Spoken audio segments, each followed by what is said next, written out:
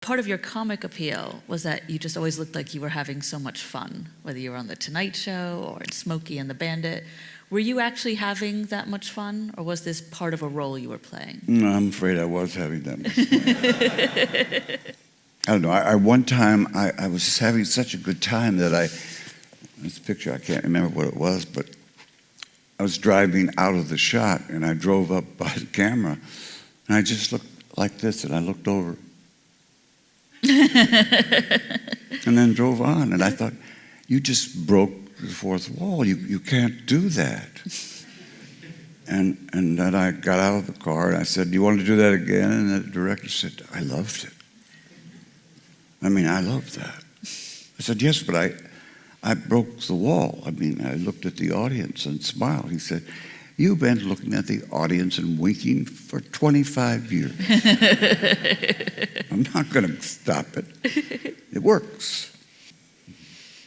Now, in the book, as well as the famous people that you devote chapters to the people in your life who've meant so much, including your father, your son, and also the various women in your life, including Sally Field and Dinah Shore. I was wondering, did you get any feedback from particularly Sally or your son after they read these chapters? Because they're very moving about them. Well, Dinah, of course, who was so brilliant and classy. All I knew was that we had a great time together. And you thought you'd spend your life with her, even back then. I was ready. Mm-hmm. Mm-hmm. She kept saying no.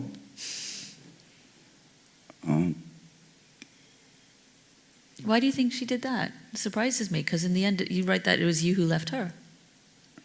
I did, because I felt like I was pushing her. And I didn't want to do that. I didn't want her to be obligated to stay with me. This is getting to sound like one of those horrible shows. Sorry, you're going to tear it up a bit. I'm sorry. I wanted this to be fun. And instead, it's beginning to... We'll get back to this. We'll get back to this story, shall we?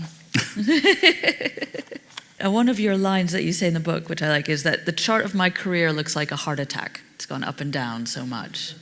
What's the hardest thing about coming down after you've been as high as you've been, Mr. Number One box office? It's rough.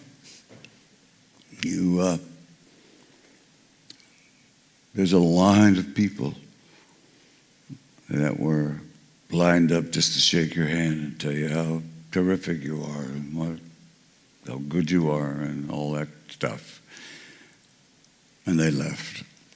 They left in droves. Mm-hmm. And so you have to march on, You have to go on somehow. Those were a rough couple of years in every way for me. It was especially rough for my son, who was hearing all kinds of stuff at school. And I tried to tell my dad, but he wasn't interested in that kind of talk anyway. And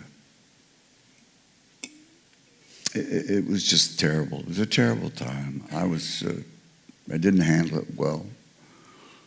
My usual way, I struck out. Mm-hmm. I probably got in more fights during that period, and my weight was dropping, so fast that a broom could whip me. By that, I mean a guy that was in that kind of shape that looked like a broom. A man could have killed me. Mm. It was just a terrible time.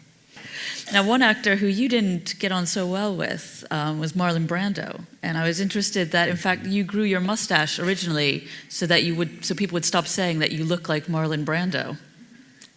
Yes, I did.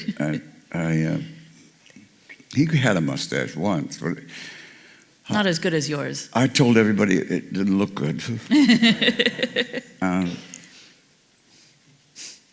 He was a strange man.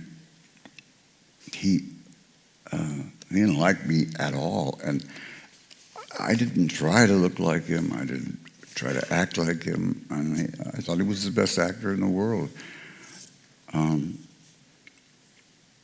But when he finally talked to me, which took forever, I was introduced to him, and he went, and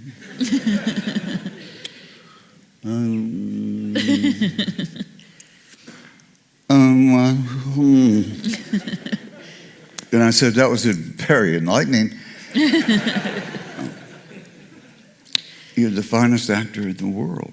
I mean, I'm thrilled to meet you. And I said, I wish I could say the same for you.